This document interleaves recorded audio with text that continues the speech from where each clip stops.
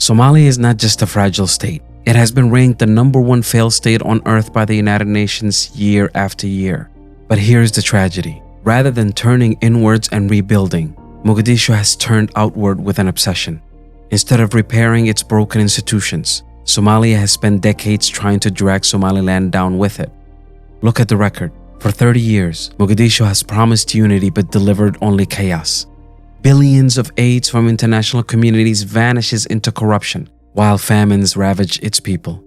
Al-Shabaab still controls swaths of the country, yet Mogadishu dedicates its resources not to fighting terror, but to undermining Somaliland. This is the paradox of Somalia, a state unable to govern itself, yet is determined to govern a neighbor that doesn't want it. For Somalia, Somaliland has become the scapegoat, the distraction, the excuse for every failure, and in doing so, Somalia has proven once again why it wears the crown of the world's #1 failed state. This is Somaliland 360, where we read between the lines. My name is Abdel Fattah Khalileh, live and unfiltered. To wage its campaign against Somaliland, Somalia has made the ultimate sacrifice, its own sovereignty. Piece by piece, Mogadishu has sold itself to the highest bidder. To China, Somalia has exchanged loyalty for loans and arms. Beijing has used Somalia as a pawn to isolate Somaliland for supporting Taiwan, demanding that Mogadishu crushes Somaliland's voice on the world stage. China's influence now shapes Somalia's politics more than the Somali voters could ever. To Turkey, Mogadishu has handed over offshore mineral rights and maritime sovereignty. In return, Turkey trains Somalia's military and projects its own power deeper and deeper into the Horn of Africa. Somali's so-called leaders didn't just invite Turkish troops, they signed away their maritime rights. The next player is Qatar, where Somalia has become a vassal state. Doha has consistently funded Mogadishu's elites, offering safe haven to corrupt leaders and bankrolling politicians who prioritize royalty to foreign masters over services to its own people. These moves are not partnerships. These are the bargainings of desperation.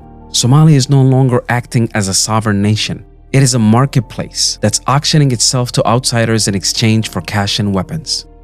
While Somalia serves its foreign masters, what's happening to its own people? Neglect, abandonment, and betrayal. First, famines that place millions of lives on the brink of starvation, while aid money is siphoned by corrupt politicians. Second, a security situation where Al-Shabaab bombs and raids cities across Somalia, including the capital Mogadishu, while the Somali so-called government is investing in propaganda war against Somaliland. Third, basic services like hospitals lack medicine, schools lack teachers, but the government spends millions in lobbying against Somaliland in Washington, Brussels, and Addis Ababa. Imagine a government that can't provide water in its own capital, but signs billion-dollar military deals with Ankara. Imagine a government that can't stop terror in its own streets, but claims authority over a democracy it hasn't governed in more than 30 years.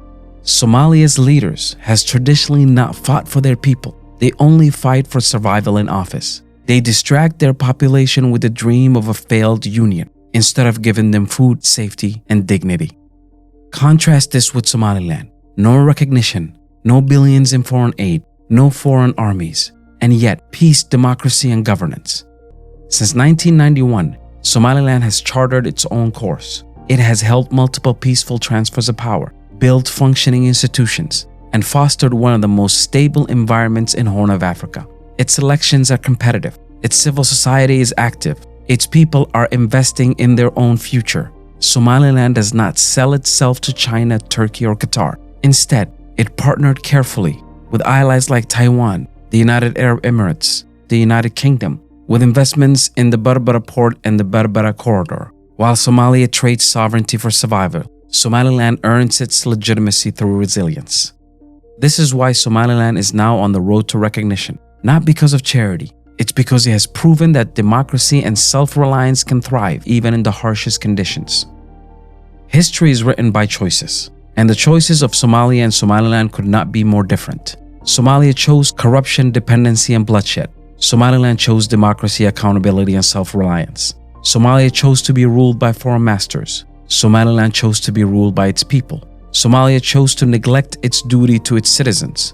Somaliland chose to build a future, brick by brick, vote by vote, generation by generation. And so, The story is unfolding as it must. Somalia digs deeper and deeper into failure, while Somaliland rises towards recognition. No amount of lobbying, propaganda, or foreign backing can erase the reality. Because recognition is not just about maps or borders. It's about legitimacy, responsibility, and proof of governance. And on that test, Somaliland passes while Somalia fails. For decades, Somalia has thrown everything at Somaliland. Propaganda, lobbying, pressure from foreign masters, even military threats. And yet Somaliland stands. Somalia neglected its own people, sold its sovereignty, and clung to a failed dream. Somaliland built peace, democracy, and a future rooted in the will of its own people. The world now faces a choice. Continue to indulge Mogadishu's fantasies of a failed union, or finally recognize the reality that has existed for over 30 years. Somaliland is here. Somaliland has proven itself, and Somaliland's road to recognition is unstoppable.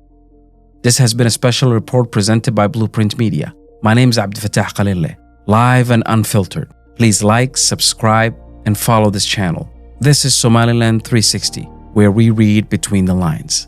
Until next time.